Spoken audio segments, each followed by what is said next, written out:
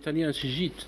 Cegit est un grand équipementier qui fabrique beaucoup d'équipements pour l'automobile.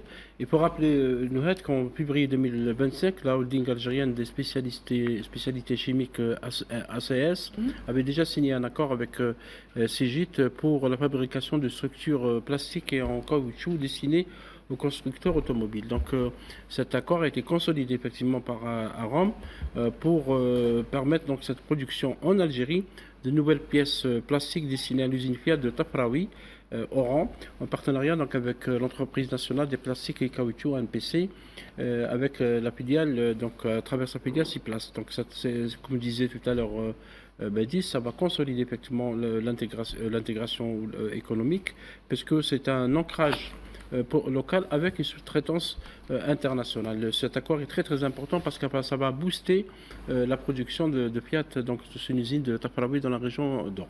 Badis, c'est un partenariat stratégique. Vous savez, je citais Ouel qui disait l'industrialisation est le nom de code de la souveraineté économique. Oui. Donc on est dedans.